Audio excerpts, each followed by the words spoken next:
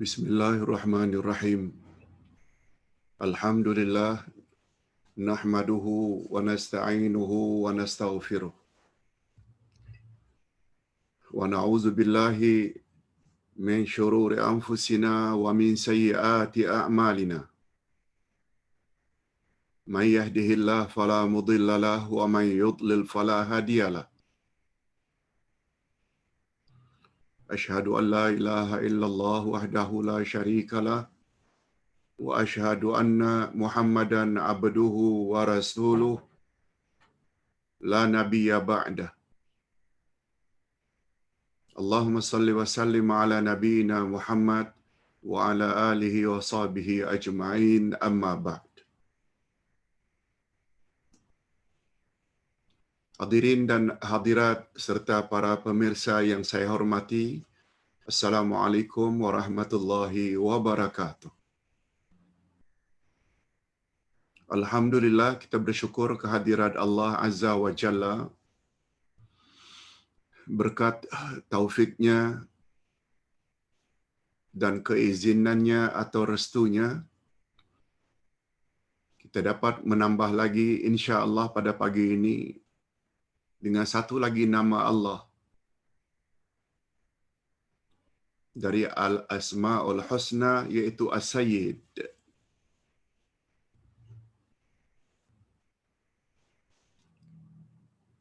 Kalau selama ini dalam bahasa harian kita selalu sebut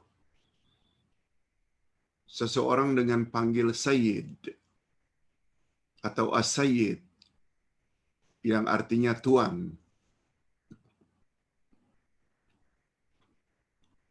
Rupanya As-Sayyid ini adalah salah satu daripada nama-nama Allah. Lalu boleh tak manusia dipanggil Sayyid? Ini yang akan kita bahas pada pagi ini. Okey. Pertama sekali, ada tak dalil atau hujjah bahawa Allah itu dipanggil dengan Sayyid, As-Sayyid? Ada. Dia terdapat di dalam hadis sahih riwayat Abu Dawud dengan sanad yang jayyid, sanad yang baik. Coba perhatikan.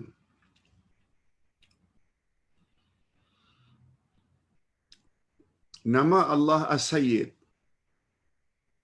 yang artinya pemimpin yang mutlak, pemimpin yang tertinggi, tercantum di dalam sunnah Nabi sallallahu alaihi wasallam. Tidak ada dalam Quran tapi dari sunnah Nabi.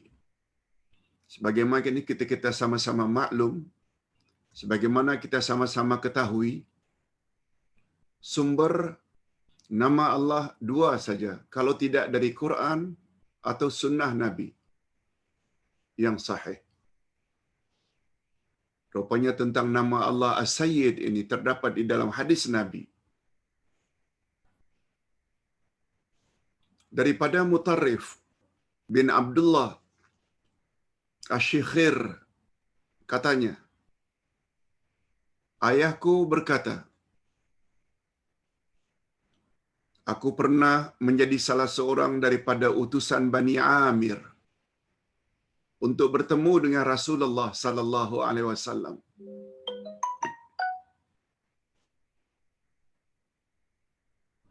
Lalu kami pun berkata kepada Rasul sallallahu alaihi wasallam. Apa kami katakan? Anta sayyiduna.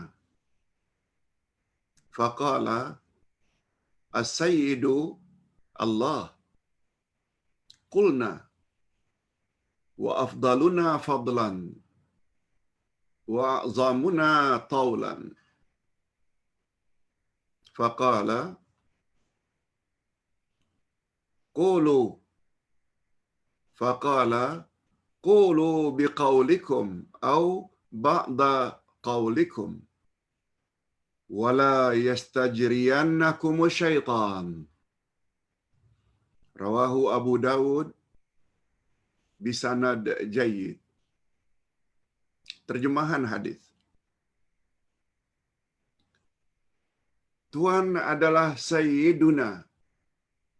Ini kata rombongan yang ayahku, salah seorang daripada rombongan tersebut, berkata kepada Nabi, Anta Sayyiduna. Tuhan adalah pemimpin kami. Lalu baginda menjawab, As-Sayyid itu adalah Allah. As-Sayyid adalah Allah. Kami berkata lagi, Tuhan adalah orang yang paling mulia di antara kami. Tuhan adalah orang yang paling banyak berbuat kebaikan dan pemberian. Begitu kata rombongan kepada Nabi. Baginda lalu menjawab, katakanlah oleh kamu, dengan perkataan kamu, seperti yang disuruh oleh agama, Ya Rasulullah, Ya Nabi Allah, itu agama suruh kamu memanggil aku. Atau sebahagian perkataan kamu, salah satu dari panggilan itu, Ya Rasulullah ke, Ya Nabi Allah ke, Ya Habib Allah ke, silakan. Lalu Nabi mengingatkan, jangan kamu rela menjadi wakil. Jangan kamu rela menjadi wakil atau utusan syaitan dalam hal ini.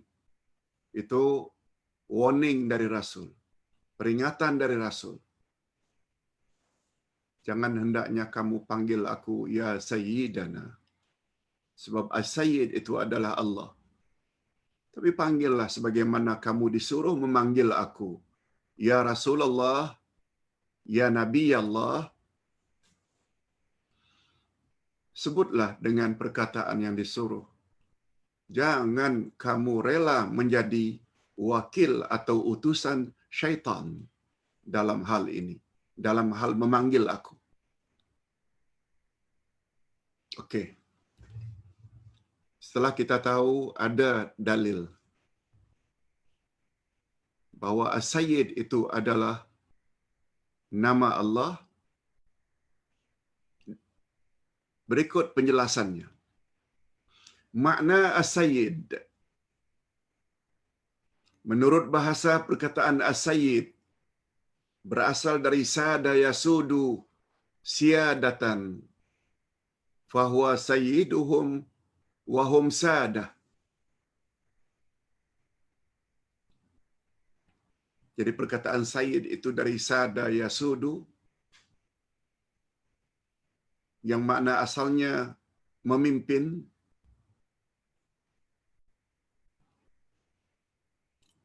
Menurut bahasa As-Sayyid membawa makna yang sangat banyak.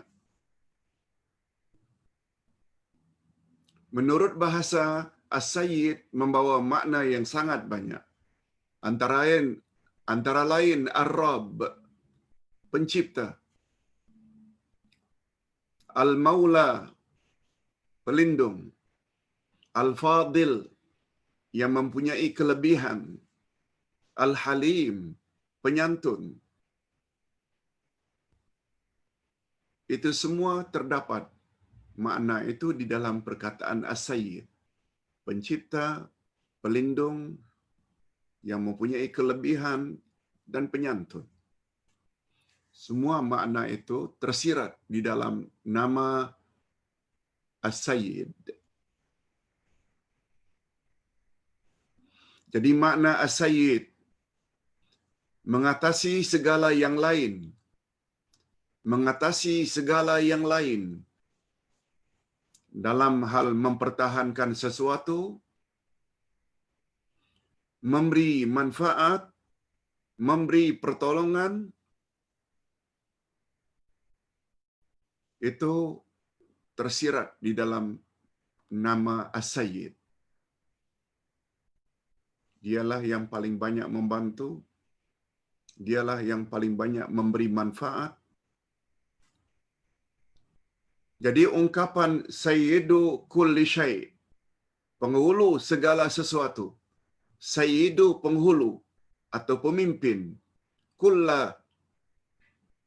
segala, syai' sesuatu. Yakni orang atau sesuatu yang paling mulia. Itu maksud. Bila disebut sayyid, mesti memberi isyarat sesuatu atau orang itu sangat mulia. Sebab kita tahu sebagai contoh, Nabi Muhammad sallallahu alaihi wasallam dipanggil Sayyidul Anbiya wal Mursalin. Penghulu semua nabi, penghulu semua rasul. Betul tak? Ia memberi makna Nabi Muhammad lah nabi dan rasul yang paling mulia. Bulan Ramadan dipanggil dengan Sayyidul Syuhur, penghulu semua bulan. Sayyidul Ayyam untuk hari Jumaat, penghulu semua hari dalam seminggu. Ayatul Kursi, Sayyidatu Ayil Quran, penghulu semua ayat-ayat Quran. Hari Arafah, Sayyidul Ayyam, penghulu semua hari dalam setahun. Kalau dalam seminggu, Jumaat, hari yang paling mulia dalam satu tahun adalah hari Arafah. Lailatul Qadar, Sayyidatul Layali, penghulu semua malam dalam setahun.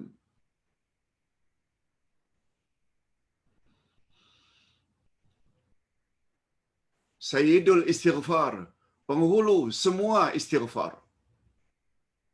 Yaitu permohonan kita memohon ampun kepada Allah.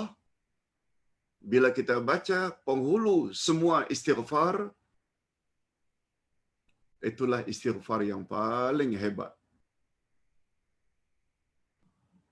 Okey. Setelah kita tahu makna sayyid, segala sesuatu yang sangat mulia, segala sesuatu yang paling banyak memberi manfaat. Coba sebagai contoh, beramal di malam Lailatul Qadar lebih baik daripada beramal 1000 bulan. Puasa pada hari Arafah, Allah ampun dosa 2 tahun, setahun sebelum dan setahun sesudah. Tidak ada yang boleh lawan bila disebut sayyid. Hebatnya.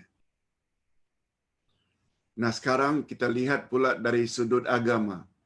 Tadi baru sudut bahasa. Adapun as-sayyid, menurut istilah syarak atau istilah agama, ialah penghulu atau pemimpin segala makhluk. Kalau Allah Subhanahu Wa Taala dikatakan sayyid, dia adalah pemimpin segala makhluk. Dialah raja mereka yang kepadanya tempat mereka kembali, dan dengan arahannya mereka berbuat. Mereka semua tunduk patuh hanya kepadanya, yakni kepada Allah. Dialah yang mengatur segala urusan demi kemaslahatan atau kebaikan mereka. Allah yang punya sifat sempurna seperti itu hanya ada pada Allah. Bukan pemimpin kita. Bukan our leader. Dia boleh bantu kita kadang-kadang untuk seketika saja. Dia boleh bantu kita dalam beberapa bidang saja. Tapi secara mutlak, as-sayyid itu hanya dimiliki oleh Allah Azza wa Jalla. Jika para malaikat jin dan manusia, jika para malaikat makhluk jin dan manusia adalah makhluk ciptaan Allah dan mereka adalah hamba-Nya serta penguasa mereka tertinggi. Allah adalah penguasa mereka tertinggi. Mereka semua berhajat kepadanya setiap saat. dan tidak terlepas ketergantungan mereka kepadanya walau sekelip mata. Walau sekelip mata. Itu sebabnya ada doa, Ya Allah, janganlah Engkau biarkan diriku kepada aku walau sekelip mata. Dengan kata lain, tolong ya Allah, jangan Engkau abaikan aku. Jangan Engkau tidak pedulikan aku. Itu maksudnya. Bukan sehari dua, walau 1 second. Wala takilni ila nafsi tarfata ain. Janganlah Engkau serahkan diriku kepadaku walau sekelip mata. Itu kan dalam doa kita pagi petang. Apa maknanya? Kita mengharap sepenuhnya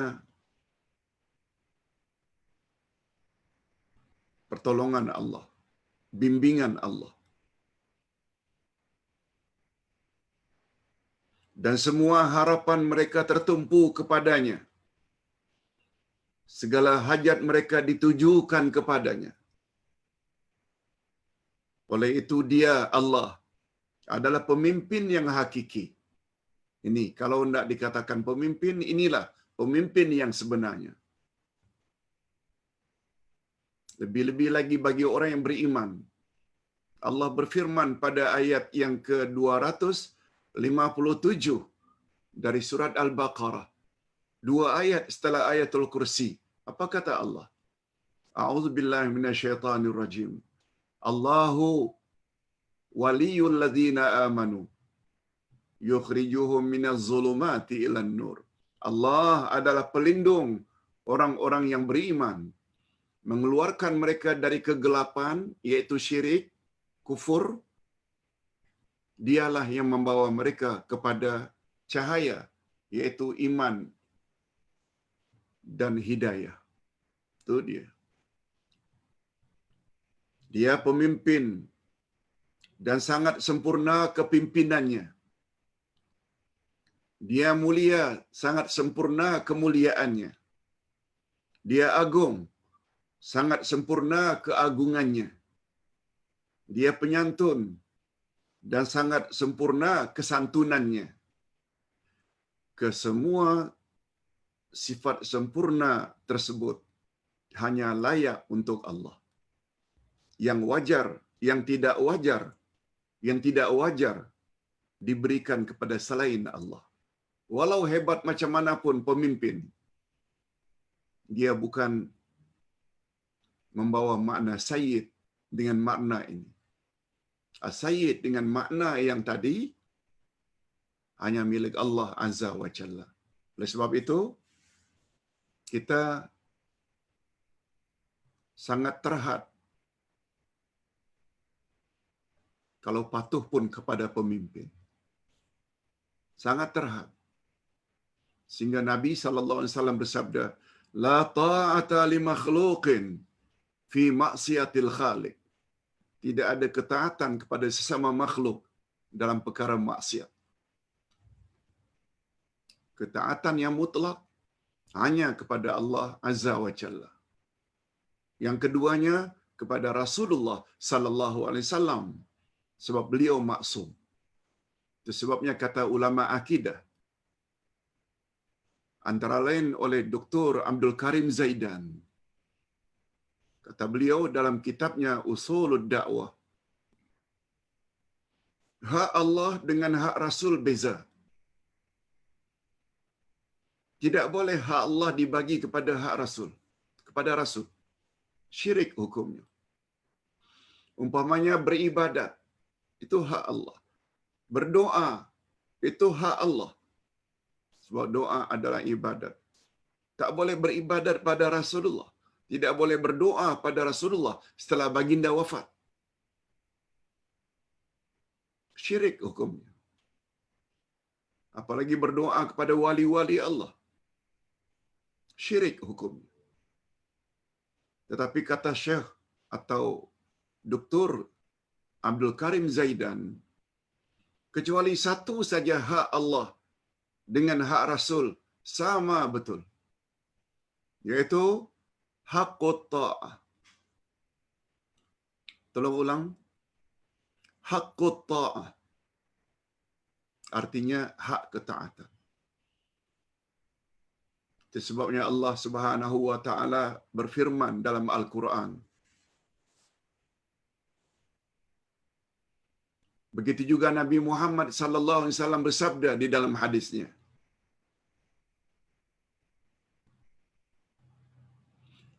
Kata Nabi, "Man ata'ani faqad ata Allah." Siapa taat padaku, sama dengan dia taat pada Allah. "Wa man asani faqad asallah." Siapa yang ingkar berbuat maksiat padaku, sama dengan dia berbuat maksiat, ingkar kepada Allah. Satu hak saja antara Allah dengan Nabi sama, yaitu hak ketaatan. Apa sebab? Sebab Nabi Muhammad adalah Rasulullah, utusan Allah untuk menyampaikan pesan-pesan Allah kepada umat manusia. Oleh sebab itu, bila kita patuh Nabi, maknanya kan sama dengan kita mematuhi Allah. Bila kita bangkang Nabi, betul tak juga sama dengan kita membangkang Allah? Okey, itu yang Ustaz maksudkan. Nah, sekarang kita berpindah kepada kehebatan nama Allah As-Sayyid.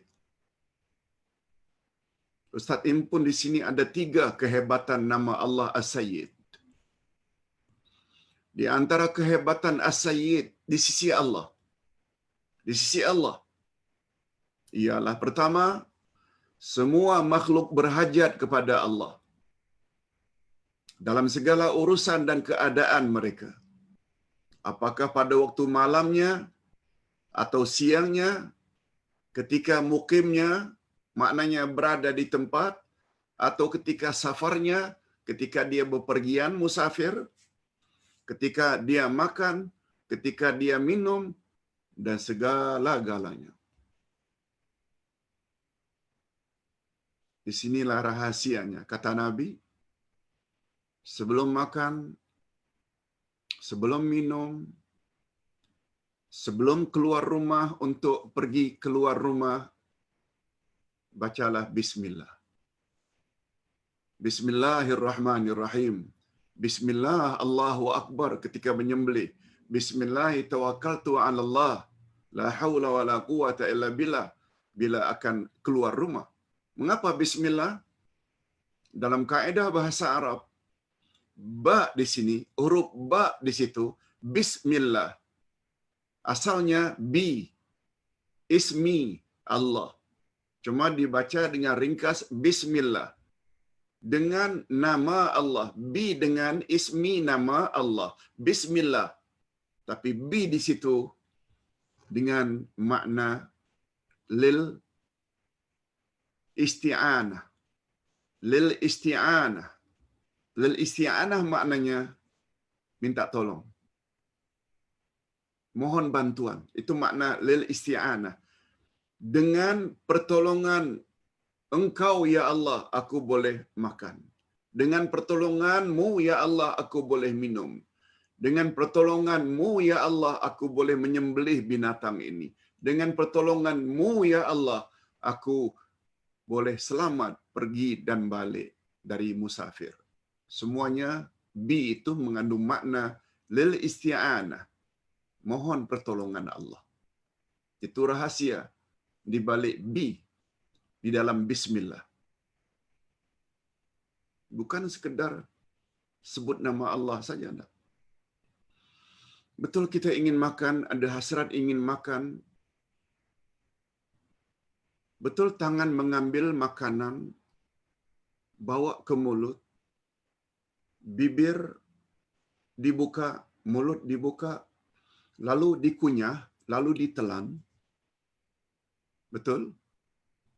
Tapi kalau bukan karena pertolongan Allah, tangan tak boleh membawa makanan ke mulut. Kalau bukan karena pertolongan Allah, kita tidak akan mampu mengunyah. Kalau tidak dengan pertolongan Allah, kita tidak akan boleh menelan. Sebab prinsipnya, la haula wala quwwata illa billah. Kita tidak ada daya, kita tak ada kekuatan kecuali dengan pertolongan Allah. Yes, itu dia rahasia mengapa setiap pekerjaan yang baik kita awali dengan bismillah. Itu sebabnya kata Nabi dalam satu hadis, kullu amrin dzibalin lam yubda bi bismillah fahuwa abtar. Setiap pekerjaan yang baik-baik yang tidak diawali dengan bismillah tidak akan diberkati oleh Allah. Tidak akan diberkati pekerjaannya itu oleh Allah. Okey, kehebatan yang kedua. Sekiranya Allah tidak berkehendak mewujudkan mereka. Kalau Allah tidak mau jadikan kita, niscaya mereka tidak akan wujud. Jika Allah tidak berkehendak memanjangkan usianya, niscaya umur mereka tidak akan dipanjangkan. Sebabnya begitu memasuki tahun hijrah baru 1442, banyak-banyak bersyukur pada Allah. Sebab yang memperpanjangkan usia kita sehingga layak memasuki tahun baru hijrah 1442, itu kerja Allah. Ia juga mengandung makna as-sayyid. Jika Allah tidak berkehendak menolong kita, niscaya mereka tidak akan mendapat pertolongan selain Allah. Ingat selalu, nikmat yang kita terima dari Allah ditinjau dari satu angle, dua. Nikmatul ijad, nikmat mengadakan kita dari tiada menjadi ada. Dan yang kedua, nikmatul imdad, iaitu supply segala hajat dan keperluan kita sehingga kita boleh hidup selesa, boleh survival. Semua adalah anugerah dari ilahi. Ini di antara makna as-sayyid. Yang ketiga, tidak berhak dan tidak layak mana-mana pihak dipanggil as-sayyid secara mutlak. Ini ada perkataan secara mutlak. Boleh panggil ya sayyidi. Sayyidi maknanya wahai tuanku. Ya sayyidana, wahai tuan kami. Wahai penghulu kami, boleh. Yang tak boleh, sayyid diartikan secara mutlak. Dialah paling sempurna, dialah paling banyak memberi manfaat kepada kita. Secara mutlak tidak boleh. Ustaz ulang, tidak berhak dan tidak layak mana-mana pihak dipanggil as-sayyid secara mutlak selain Allah Subhanahu wa taala berdasarkan pengertian umum di atas. Kita dah jelaskan di atas. Namun penggunaan panggilan sayyid pada manusia dibolehkan tetapi terbatas, bukan mutlak. Yes, terbatas, bukan mutlak. Kita teruskan. Sebab nota pagi ini agak panjang, 7 muka surat. As-sayyid untuk manusia bersyarat. Boleh gunakan untuk manusia tapi bersyarat. Apa dia? Imam Ibnul Qayyim berkata, para ulama berbeza pendapat tentang penggunaan nama as-sayyid untuk manusia kepada 2 pendapat. Pertama, Imam Malik rahimahullah melarang menggunakan nama as-sayyid bagi manusia. Imam Malik larang. Hujah mereka adalah hadis di atas. Ketika baginda Rasul sallallahu alaihi wasallam disebut oleh para sahabat, anta sayyiduna, engkau adalah sayyid kami. Apa kata Nabi? As-sayyid Allah. As-sayyid itu Allah. Kata Imam Malik, itu memberi isyarat. Kalau Nabi saja, manusia sesempurna itu, melarang jangan gunakan sayyid untuk diri beliau, apatah lagi kita. Manusia sempurna seperti Nabi pun tak mau dipanggil sayyid, apalagi kita. Golongan yang kedua, golongan yang kedua, golongan yang membolehkan penggunaannya untuk manusia. Ini pandangan majoriti. Boleh. Tak salah. Mereka pula menggunakan hujjah sabda Nabi sallallahu alaihi wasallam kepada Al-Ansar, penduduk Madinah. Apa kata Nabi kepada penduduk Madinah? Qumu ila sayyidikum. Berdirilah kamu sekalian. Hormatilah kepada sayyid atau pemimpin kamu. Hadis riwayat Imam Bukhari. Nabi pernah menggunakan istilah supaya penduduk Madinah Al-Ansar menghormati pemimpin mereka. Orang-orang yang punya status. Itu sebabnya kalau kita di Malaysia ada istilah yang amat berhormat, yang berhormat, YB. Kita punya PM, kita punya TPM. Dia punya kedudukan lebih daripada rakyat biasa karena terpilih sebagai pemimpin. Lalu kita persilakan mereka untuk duduk di kursi tertentu di bahagian hadapan atau di atas pentas sebagai tanda penghormatan. Tak salah. Menurut pendapat yang kedua, tak salah. Sebab Nabi pun menyuruh, berdirilah kamu sekalian untuk menghormati pemimpin kamu. Itu sebabnya bila pemimpin datang, ada sebahagiannya yang hadir berdiri untuk menghormati. Berdasarkan hadis ini, hukumnya boleh. Hadis riwayat Imam Bukhari. Tapi ingat ya, penghormatan pada tempat-tempatnya.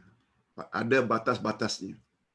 Umar ibn Khattab radhiyallahu anhu berkata, apa kata Umar ibn Khattab? Orang yang paling tafaqquh fid din, orang yang paling paham dalam urusan agama. Abu Bakran sayyiduna wa a'taqa sayyidana. Apa maksudnya? Abu Bakar sayyiduna adalah penghulu kita. Pemimpin kita atau pemimpin kami, dan dia telah memerdekakan sayyidana, dan dia telah memerdekakan pemimpin kita atau pemimpin kami. Riwayat Imam Bukhari dalam Fadilat Sahabat dan hadis Jabir bin Abdullah, dan dia telah memerdekakan sayyidana. Yang dimaksudkan, yang dimerdekakan itu yang dulunya budak adalah Bilal bin Rabah. Bilal bin Rabah radhiyallahu anhu. Abu Bakar adalah sayyiduna, pemimpin kita. Dia telah memerdekakan pemimpin kita. Abu Bakar semua kita tahu khalifah yang pertama, dan beliau pernah memerdekakan seorang hamba yang bernama Bilal. Betul tak Bilal juga adalah pemimpin kita? Kalau ditanya mengapa Umar ibn Khattab menggunakan istilah sayyid untuk makhluk, untuk manusia, ini hujah-hujah orang yang mengatakan sayyid juga boleh digunakan untuk manusia. Itu sebabnya Sayyid Anu, Sayyid si Fulan, tidak ada masalah. Hanya saja, jangan sampai mentang-mentang mendapat gelaran Sayyid, lalu kita buat sesuka hati. Atau kita memandang dia sempurna dari segala segi. Belum tentu. Yang sempurna hanya Sayyid jika ditujukan untuk Allah Azza wa Jalla. Okey, kesimpulan. Rasulullah sallallahu alaihi wasallam tidak melarang untuk menggunakan perkataan sayyid dengan maksud tuan atau ketua kepada sesama manusia, selama tidak mengandungi pengertian yang mutlak. Jadi perkataan sayyid pun boleh digunakan kepada manusia jika hanya mengandungi pengertian bahawa orang tersebut memiliki kelebihan dari manusia lain.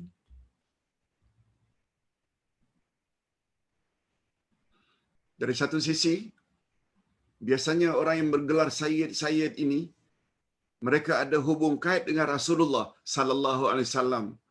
Betul tak? Keturunan Rasulullah adalah memang paling mulia? Boleh? Yang kedua, as-sayyid terkadang digunakan dengan makna suami. Dalam bahasa Arab, as-sayyid kadang-kadang digunakan juga untuk kedudukan suami.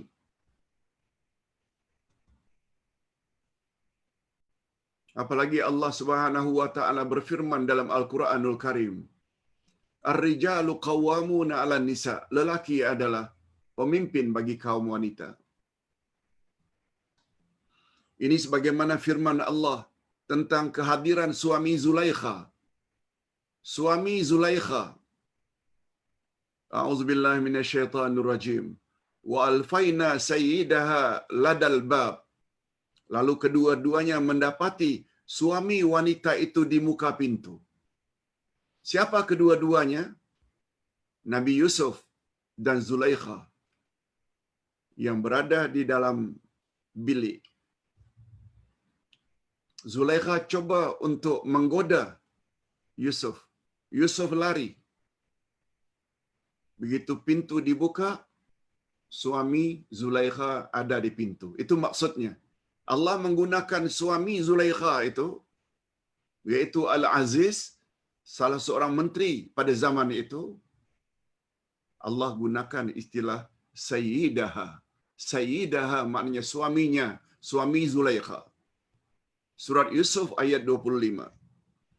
Atau pemimpin, atau sebagai pemimpin yang baik. Dan baik pula untuk diikuti. Pemimpin yang baik.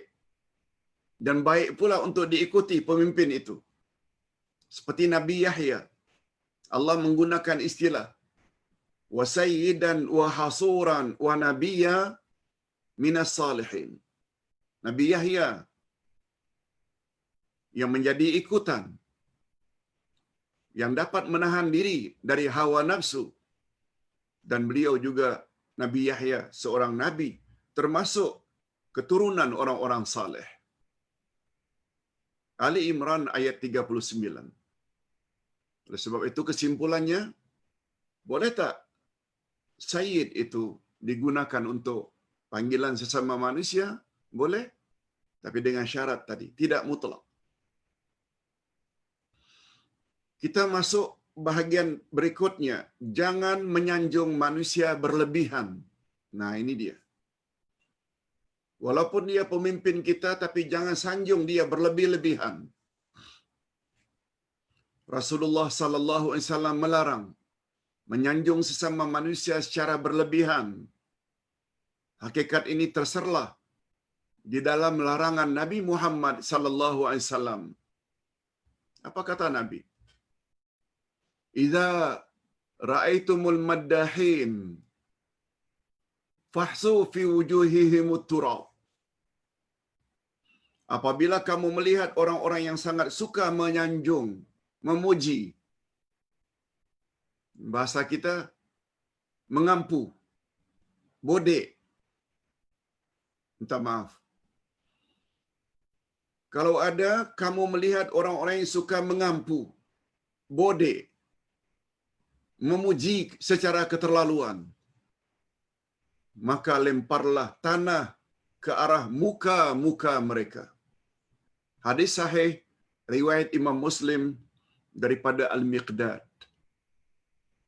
Nabi larang memuji keterlaluan. Kalau sekedarnya tak mengapa. Selanjutnya dalam hadis sahih riwayat Imam Muslim dari Abdurrahman bin Abi Bakrah, apa kata Nabi? Waihak, qata'ta unuqa sahibik. Qata'ta unuqa sahibik. Apa maknanya? Sungguh menyedihkan. Engkau telah memenggal tengkuk sahabatmu. Engkau telah memenggal tengkuk sahabatmu. Hadis riwayat Imam Muslim daripada Abdurrahman bin Abi Bakrah. Okey. Larangan Nabi sallallahu alaihi wasallam dalam dua hadis di atas mengandungi kebimbangan akan muncul fitnah ke atas orang yang dipuji dan disanjung. Seseorang yang apa dipuji kadang-kadang naik hidungnya. Jadi sombong, jadi bongkak.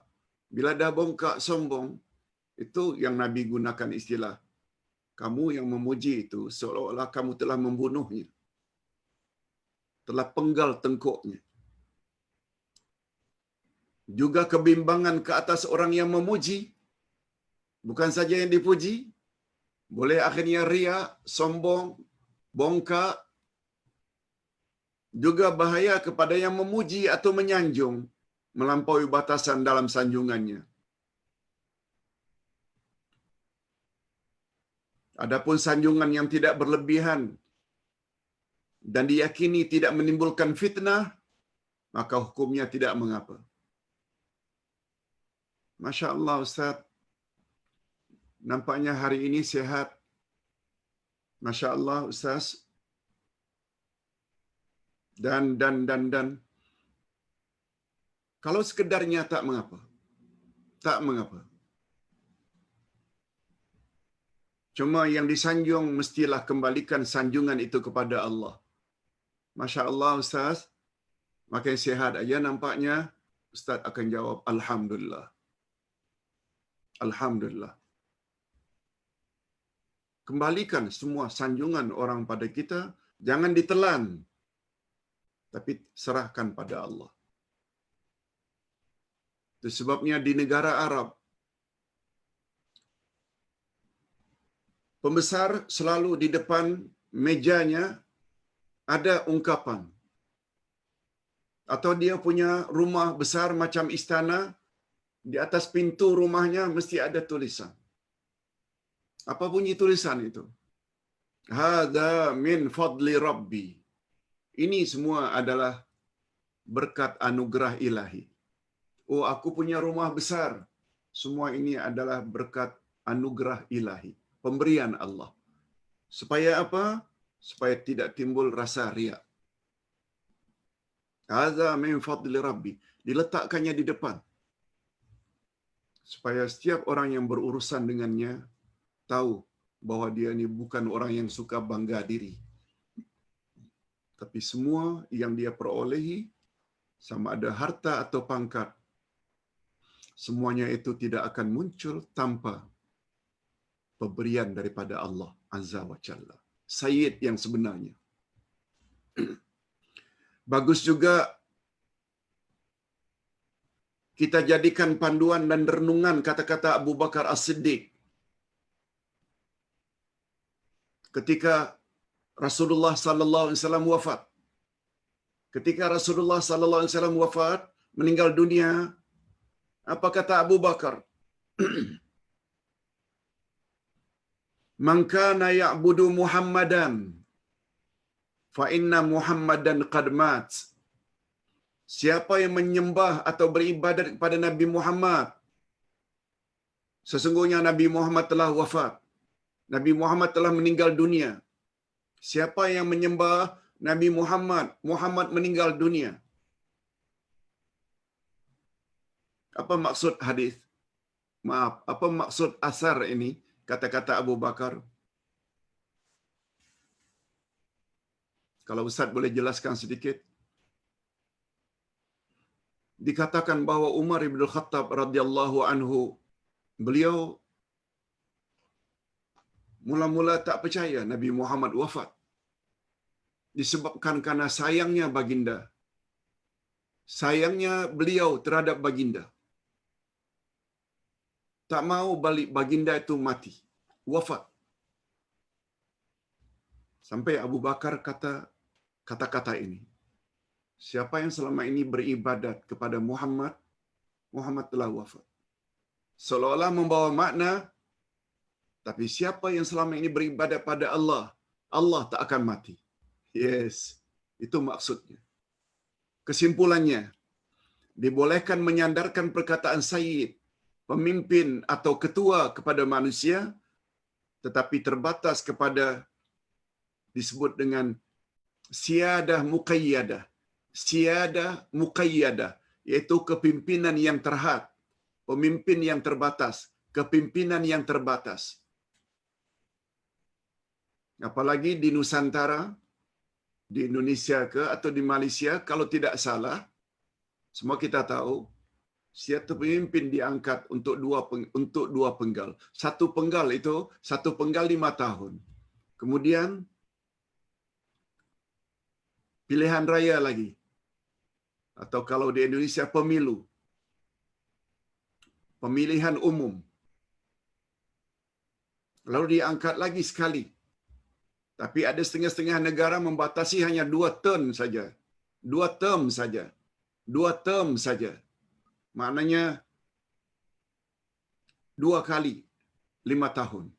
Setelah itu tak boleh lagi. Ini maknanya siyadah muqayyadah. Kepimpinan yang terbatas. Terhad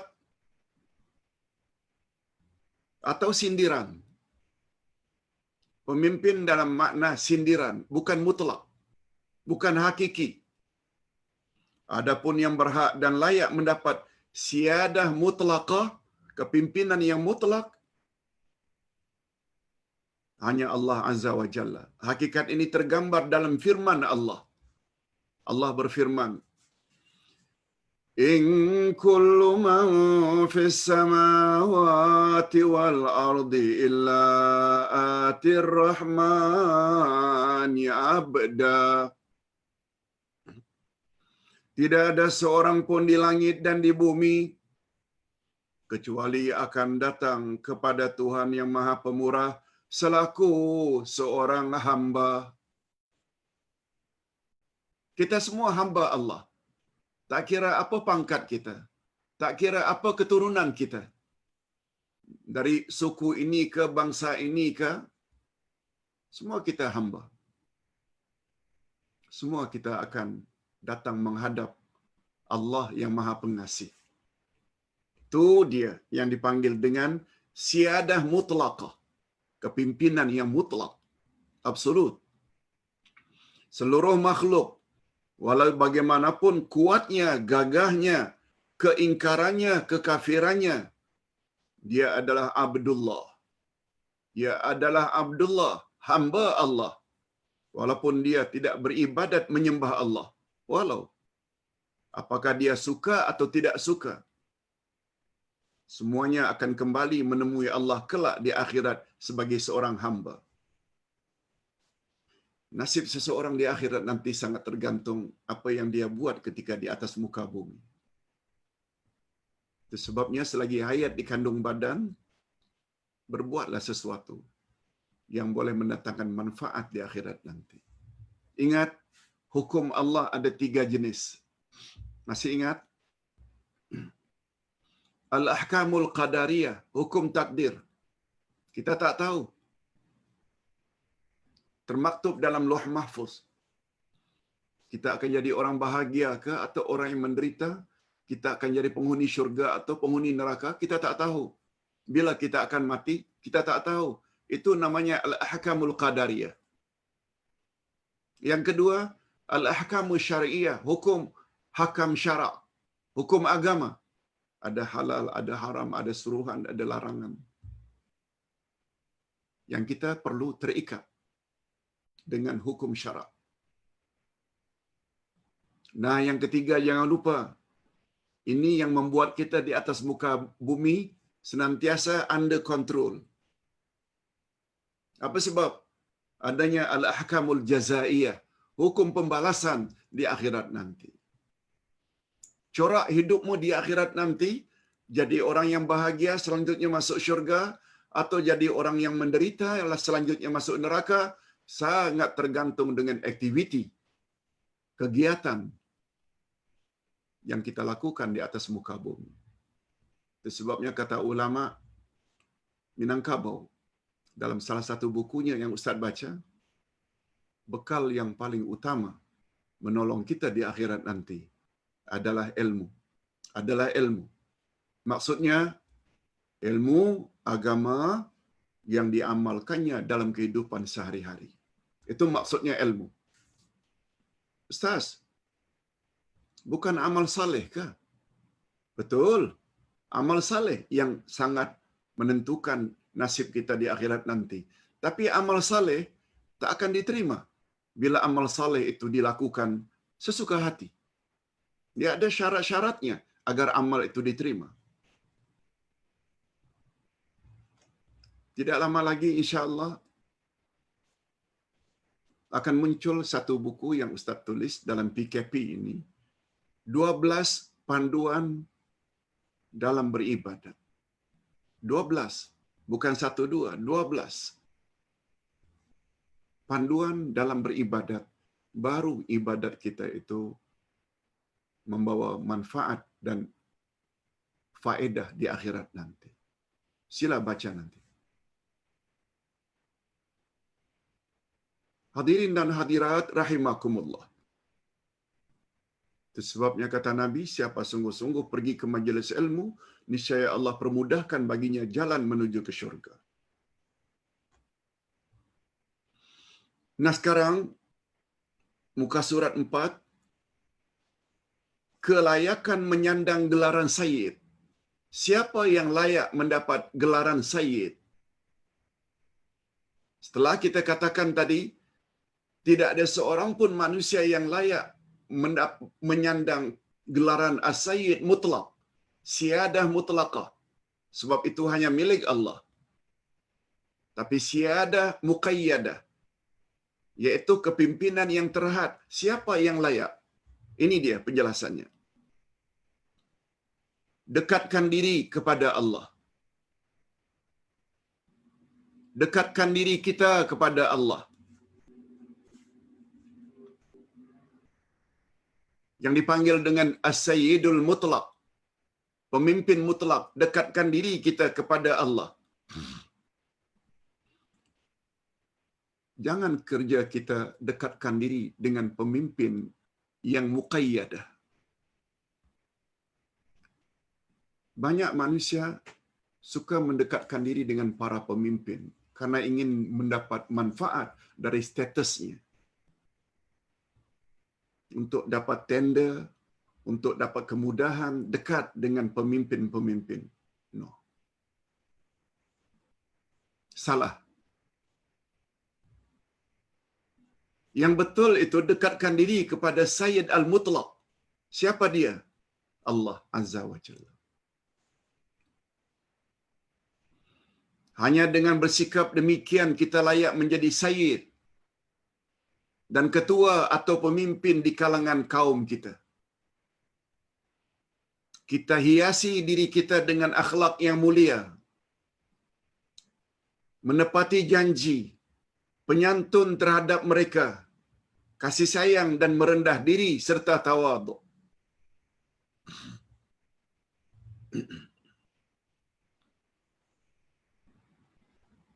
Itu sebabnya Nabi Muhammad sallallahu alaihi wasallam diingatkan oleh Allah. Apa kata Allah dalam surat Al-Ahzab ayat 48? Yes, 48. Surat Al-Ahzab, apa kata Allah? Menghibur Nabi. Wala tuti'il kafirina wal munafiqina wada'adzahum.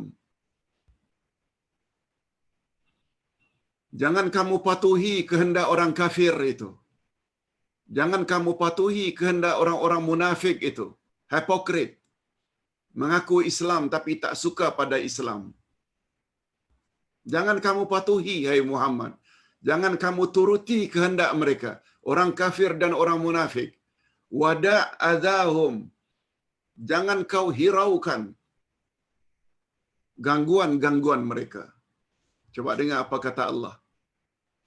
Memberi kekuatan pada Nabi. Apa kata Allah selanjutnya? Wa tawakkal 'ala Allah wa kafa billahi wakila. Tapi hendaklah kamu berserah diri kepada Allah.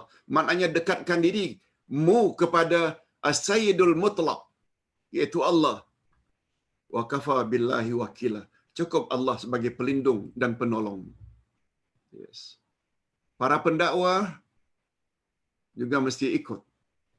Sebab bila kita menyampaikan kebenaran, banyak orang tak suka. Jangan peduli, teruskan kebenaran sampaikan. Orang suka ke tak suka ke, teruskan. Tapi jangan lupa pada masa yang sama, bangkit malam, sepertiga akhir malam, mengadu pada Allah. Allah janji, cukuplah Allah sebagai pelindungmu. Berdoa pada Allah agar diberi kekuatan, agar orang yang mendengar penyampaiannya dibuka hati dan mendapat hidayah. Doa. Itu maksudnya. Ayat 48 dari surat Al-Ahzab. Kita teruskan. As-Sayyid atau pemimpin dari kalangan manusia. As-Sayyid atau pemimpin dari kalangan umat manusia ialah orang yang dipandang mulia dan dia sendiri enggan melakukan perkara-perkara mungkar. Dia sendiri tak mau buat perkara maksiat mungkar. Sehingga rakyatnya atau masyarakatnya memandang tinggi dia. Orang yang mempunyai kelebihan atau keistimewaan mestilah memiliki kelebihan dari orang lain. Seperti pemurah, penyantun, suka memberi, sabar, serta sanggup menghadapi karenah dan cacian kaumnya. Sabar. Orang cakap macam mana pun, orang gelar macam mana pun, dengan gelaran-gelaran yang menyakitkan hati, sabar. Jangan marah. Dengan kata lain, seseorang sangat memungkinkan untuk mendapat gelaran sayyid dari kalangan manusia jika ia senantiasa menghias dirinya dengan akhlak dan budi pekerti yang luhur dan mulia. Yes, orang macam itu baru layak dikatakan Sayyiduna, pemimpin kami. Atas dasar itulah, coba dengar baik-baik, ini poin penting. Lebih-lebih lagi pada zaman akhir-akhir ini. Apa kata Nabi? Atas sebab itulah Rasulullah sallallahu alaihi wasallam melarang memanggil orang munafik, hipokrit, cakap lain, buat lain. Apa kata Nabi? Nabi larang menggunakan perkataan sayyid untuk orang munafik. Orang yang tidak menepati janji. Orang yang akhlaknya buruk. Ini kata-kata Nabi. Hadis riwayat Imam Ahmad dan Abu Daud dan dinilai hadis ini sahih oleh Syekh Nasaruddin Albani, seorang pakar hadis zaman kini. Apa kata Nabi? La taqulu lil munafiqi sayyidana fa innahu in yaku sayyidakum faqad askhattum rabbakum azza wa jalla.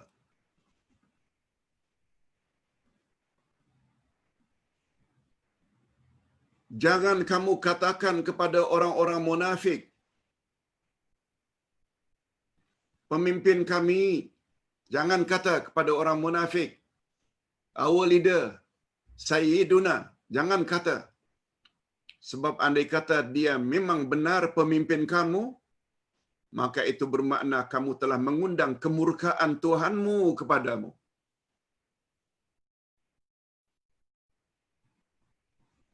Kalau kita kata mereka itu adalah pemimpin kita, itu bermakna kita telah mengundang murka Allah ke atas kita. Hadis riwayat Imam Ahmad dan Abu Dawud. Hadis ini sahih menurut Syekh Nasaruddin Albani. Terdapat di dalam masyarakat orang yang hanya mementingkan dirinya sendiri. Lebih tinggi dari derajat ini jika dia mengutamakan juga kesejahteraan ahli keluarganya saja. Bukan bijaksana tapi bijak sini. Bukan bijaksana tapi bijak sini. Yang diutamakannya keluarganya saja. Terdapat dalam masyarakat. Di negara antah berantah. Wujud perkara ini. Terdapat di dalam masyarakat orang yang hanya mementingkan diri sendiri. Lebih tinggi dari derajat ini jika ia mengutamakan juga kesejahteraan ahli keluarganya saja. Dan ada lagi yang lebih tinggi derajatnya dari dua jenis insan tersebut. Jika dia mengambil berat dengan kaum kerabatnya sendiri. Bukan isteri saja, kaum kerabat. Anak pinak. Adapun orang yang lebih tinggi lagi derajatnya dari semua ini ialah orang yang mementingkan kemaslahatan seluruh rakyatnya.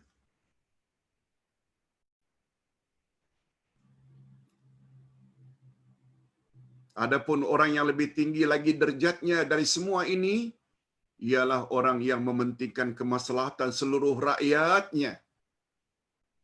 Namun demikian Nabi Muhammad sallallahu alaihi wasallam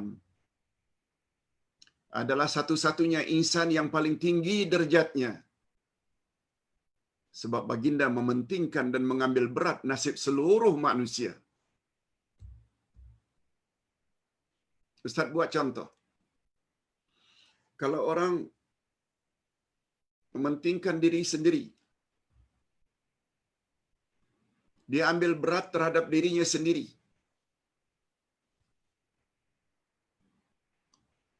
Bagus tak?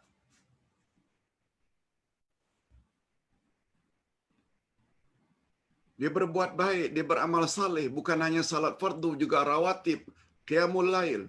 Bukan saja puasa Ramadan, juga puasa sunat Senin Kamis, Arafah, Asyura, Ayyamul Bid, hari-hari putih. Baik tak? Baik. Tapi lebih tinggi daripada orang itu,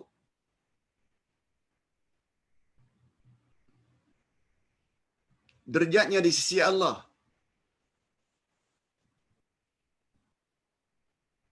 Bila dia memperbaiki dirinya dengan amal saleh, dia juga ajak ahli keluarganya beramal saleh.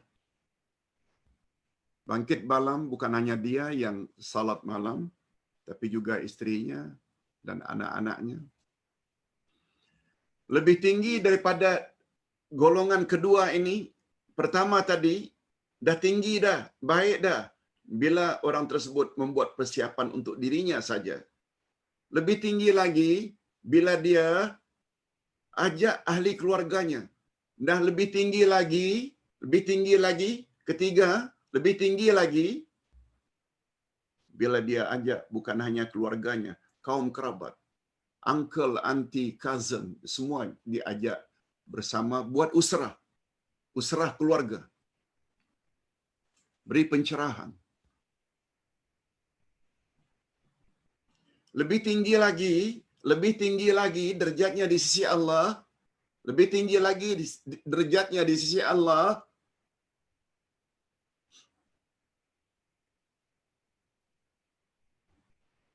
bila dia jaga dirinya, ibadatnya, akhlaknya, diajaknya keluarganya, diajaknya kaum kerabatnya, malah keberadaannya semua rakyatnya menjadi aman dan makmur. Kalau kita dah tahu ini, kan ini lambang pemimpin yang paling baik. Tapi tidak boleh lawan dengan Nabi Muhammad sallallahu alaihi wasallam. Ini pihak yang teratas. Apa dia? Sebab Nabi Muhammad sallallahu alaihi wasallam diutus oleh Allah rahmatan lil alamin. Kedatangan Nabi Muhammad sallallahu alaihi wasallam bermanfaat untuk seluruh manusia, seluruh alam. Lagi tinggi. Itu bila kita lihat dari sudut positif. Dari sudut negatif pula, siapa orang yang dimurkai Allah bila orang itu buat maksiat? Lebih berat lagi, bila dia buat maksiat, dia ajak ahli keluarga berbuat maksiat. Semuanya akan membawa kepada neraka. Bukan saja istrinya, kaum kerabatnya juga diajak sama-sama buat maksiat. Seperti kita buat contoh tadi. Dan apalagi yang keempatnya, bukan saja dia telah menzalimi istrinya, anak-anaknya, kaum kerabatnya, rakyatnya juga dizalimi. Sehingga susah rakyat. Itu dari sudut negatifnya. Jadi macam mana orang tersebut mau dikatakan Sayyiduna? Macam mana orang tersebut dikatakan Sayyiduna? Nabi Muhammad sallallahu alaihi wasallam paling mulia pun rahmatan lil alamin, begitu dikatakan oleh utusan tadi anta sayyiduna, Nabi macam keberatan. As-Sayyid itu adalah Allah. Mudah-mudahan penerangan ini dapat kita fahami. Coba tengok apa kata Nabi.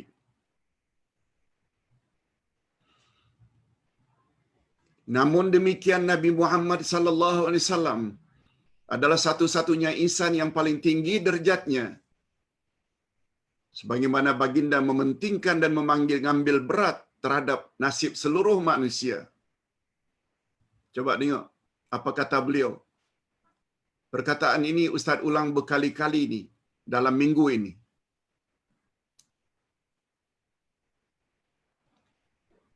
Apa kata Nabi? Kalau kamu orang tahu sebagaimana apa yang aku tahu, niscaya kamu akan banyak menangis daripada ketawa. Ini dia hadisnya. Hadis sahih riwayat Imam Bukhari, Imam Muslim, Imam Tirmizi dari Anas bin Malik. Lau ta'lamuna ma a'lam la dhahiktum qalila wa la bakaitum katsira. Jika kamu mengetahui seperti apa yang aku ketahui, niscaya kamu pasti akan sedikit ketawa dan pasti kamu akan banyak menangis. Setengah riwayat mengatakan kata-kata ini disebut oleh Nabi begitu beliau balik dari Isra' dan Mi'raj. Sebab Nabi diperlihatkan oleh Allah penghuni syurga dan penghuni neraka. Nabi tahu karena diperlihatkan oleh Allah. Itu maksudnya. Andai kata kamu semua, wahai umatku, mengetahui sebagaimana yang aku mengetahui. Karena aku diperlihatkan oleh Allah penghuni syurga dan neraka. Niscaya di dunia ini kamu akan lebih banyak menangis daripada ketawa. Faham-fahamlah kita.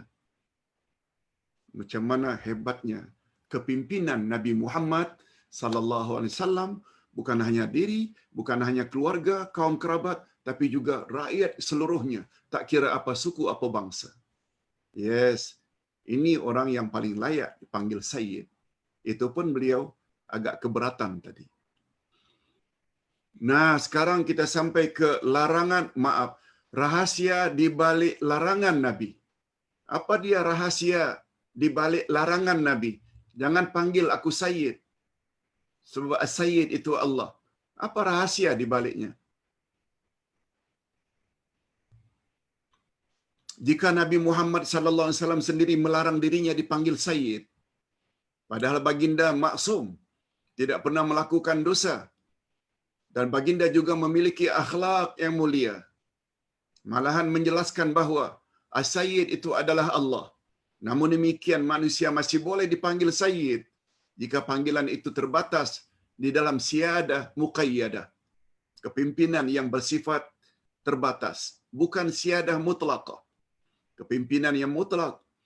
Sebab kepimpinan dalam penciptaan, pemilikan, kekuasaan, perlindungan, mendatangkan manfaat, menghindarkan diri dari mudarat, itu hanya milik Allah.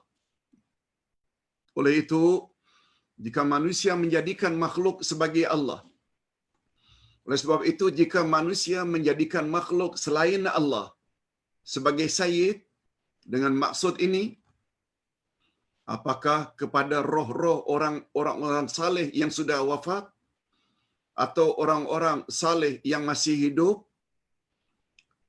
atau menggantungkan harapan dan hajat kepada mereka, atau memohon agar mereka menghindarkan daripada kesusahan, maka perbuatan itu boleh membawa kepada syirik dan menuju neraka Jahannam.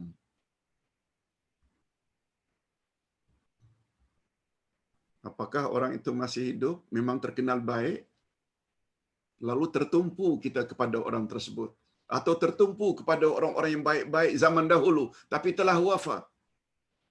Wali Allah ini, wali Allah itu, wali Allah itu. Lalu kita sanjung-sanjung. Dia boleh membawa kepada syirik. Bila syirik, dia boleh menjurus kepada neraka Jahannam. Betapa jahil dan zalim sikap insan tersebut jika perkara ini benar-benar terjadi. Na'udzubillahi min dzalik. Sebab bagaimana mereka boleh menyamakan antara makhluk ciptaan Allah dengan yang Maha Pencipta? Bila itu dipanggil dengan siyadah mutlaqah. Itu sebabnya ada dakwaan, oh kalau kami tak sebut nama wali-wali itu, doa kami tak akan kabul. Betul tak itu bermakna? Hak pengkabulan dari Allah itu sangat terbatas dengan wali-wali tertentu. Ibadat dalam Islam termasuk doa mesti direct kepada Allah. Berapa banyak doa dalam Al-Quran Allah ajar, Rabbighfirli wali walidayya.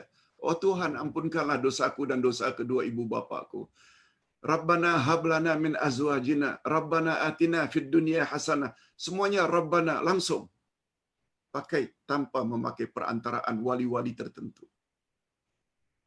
Bagaimana mereka sanggup menyamakan antara makhluk yang tidak memiliki dirinya sendiri, apatah lagi memiliki orang lain, walaupun seberat atom di langit dan bumi, yang tidak mampu memberi pertolongan, menghidupkan dan mematikan, dengan Allah As-Sayyidul Azim, yang maha memiliki segala keagungan, segala yang terdapat di langit dan di bumi, di tangannya tertakluk segala urusan, tiada sekutu baginya. Sebabnya ingin menyanjung, jangan keterlaluan. Jangan keterlaluan. Perhatikanlah hadis bab di atas. Hadis bab di atas, yaitu utusan memanggil Nabi dengan Ya Sayyidana. Perhatikanlah hadis di atas.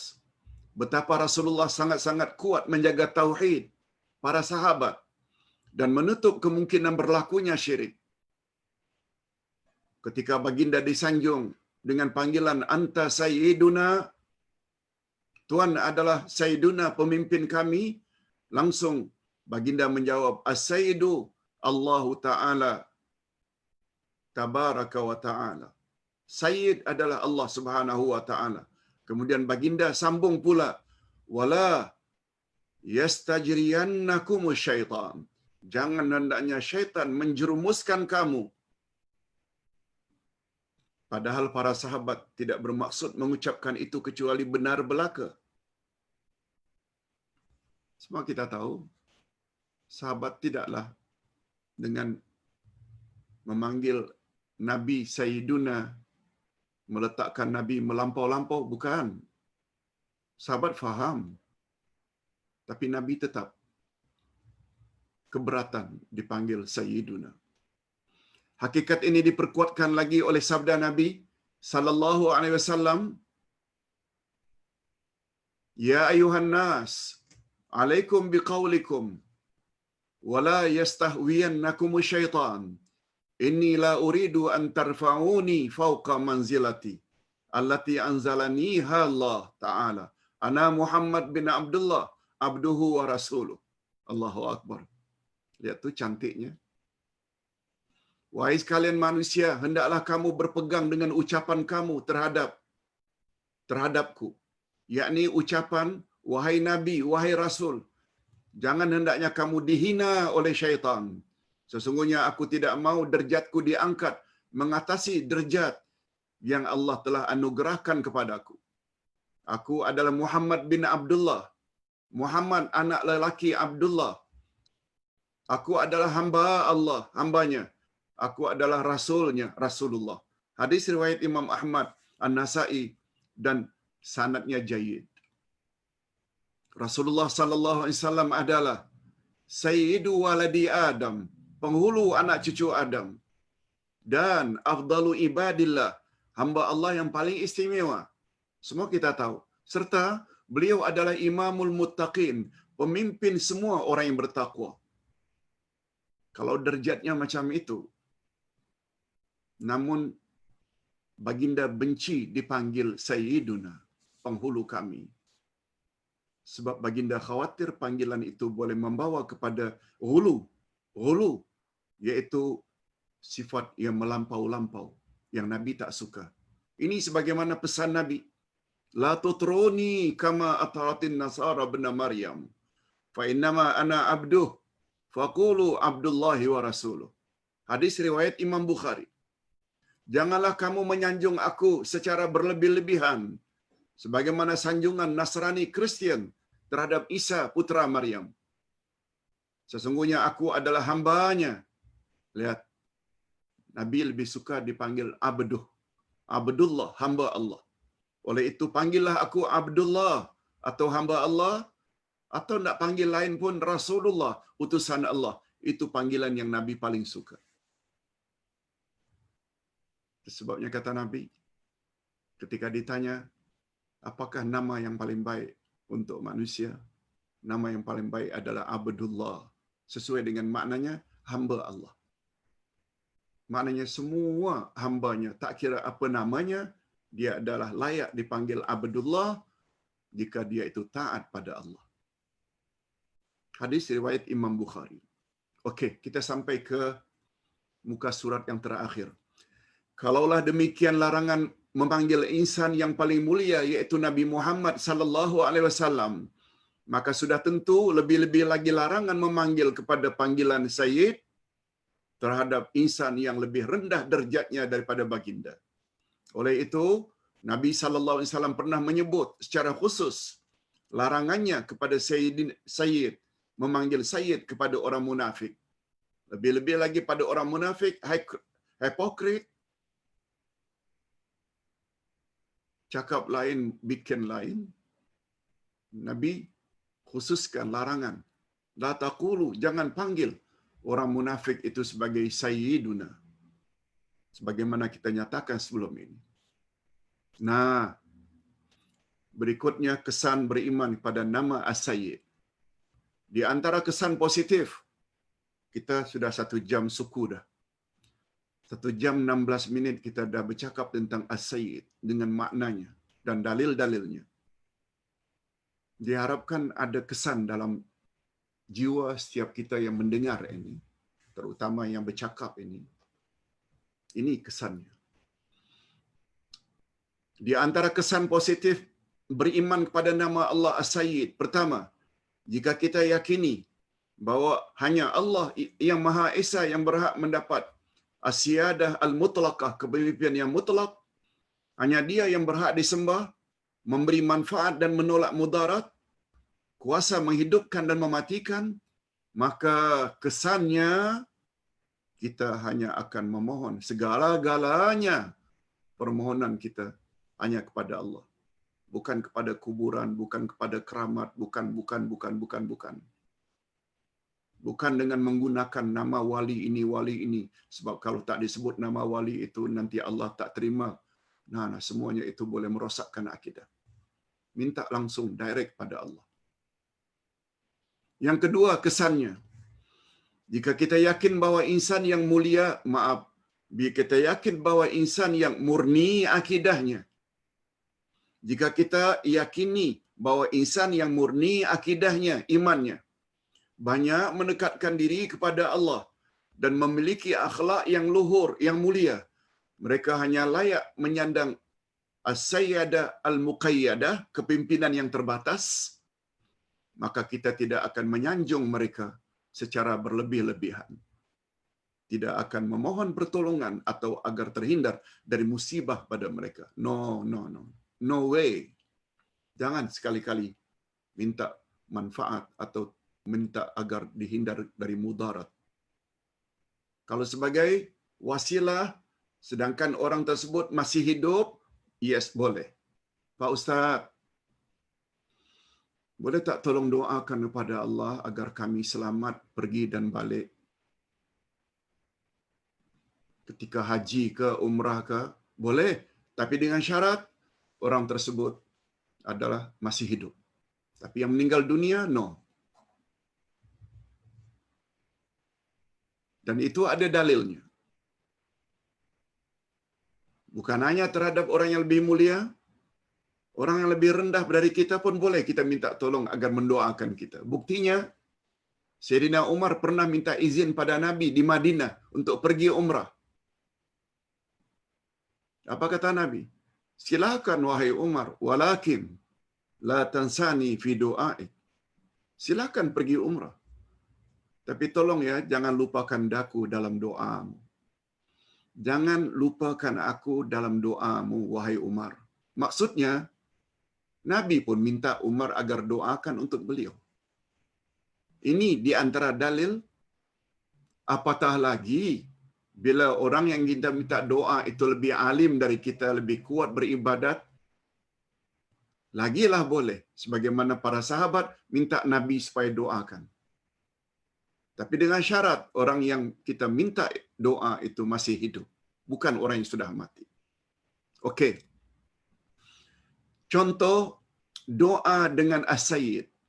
Di antara contoh doa yang menggunakan nama Allah As-Sayyid adalah sebagaimana dalam doa Imam Ahmad Ibn Hanbal rahimahullah terhadap Khalifah Ma'mun bin Harun. Beliau berdoa kepada Allah dengan doa ini. Sayyidi, gharra halmak hadzal fajir hatta tajarra'a ala awliyaika bid-darbi wal qatli. Allahumma fa illam yakunil Qur'anu kalamak ghaira makhluqin fakfina mu'natah. Wahai Sayyidku, maksudnya Allah. Ya Sayyidi, wahai Sayyidku. Orang Arab ya, bila berdoa, kadang-kadang ya itu disebut, kadang-kadang ya itu tidak disebut. Seperti Rabbana. Rabbana sebenarnya ya Rabbana asalnya. Tapi disingkat Rabbana. Ya tidak disebut. Mahzuf. Itu kaedah dalam bahasa. Wahai Sayyidku, yaitu Allah, kelembutanmu telah diusik oleh penguasa yang jahat ini. Kelembutanmu, hilmuk, yaitu santunanmu telah diusik, diganggu oleh penguasa yang zalim ini. Yang jahat ini. Sehingga dia berani menyakiti para walimu dengan dipukul dan dibunuh. Ya Allah, jika Al-Quran adalah kalam Engkau, bukan makhluk, maka hindarkanlah kami dari keburukan penguasa yang jahat ini. Mungkin kita tak faham sangat dengan doa Imam Ahmad ini. Penjelasannya ini. Khalifah Ma'mun bin Harun pada zaman pemerintahannya telah membela kaum Mu'tazilah. Mu'tazilah ini hari ini kaum liberal yang banyak gunakan akal. Raja atau Khalifah Ma'mun bin Harun Ar-Rashid ini anak Harun Ar-Rashid. Zaman pemerintahannya dia backing, dia protect golongan Mu'tazilah yang mengatakan bahwa Al-Quran itu makhluk. Quran itu bukan kalamullah. Dia bela orang Mu'tazilah. Sedangkan akidah Ahlus Sunnah wal Jamaah pula menentukan atau menetapkan bahawa Al-Quran adalah firman Allah. Kalau firman Allah maknanya kalam Allah. Kalau kalam Allah maknanya bukan makhluk. Di mana Allah itu bersifat kalam, berbicara dengan sebenarnya atau berfirman. Lalu Nabi Muhammad, Imam Ahmad Ibnu Hanbal minta supaya Allah Subhanahu wa taala supaya beliau dilindungi atau dihindari dari penguasa yang jahat itu. Penguasa yang jahat itu adalah Khalifah Ma'mun bin Harun. Mudah-mudahan penyampaian kita 1 jam 24 minit ini ada juga manfaatnya. Ustaz sampaikan di sini dulu, segala yang baik datangnya daripada Allah. Jika ada kesilapan itu dari kekurangan Ustaz sendiri. Wabillahi taufik wal hidayah. Wassalamualaikum warahmatullahi wabarakatuh.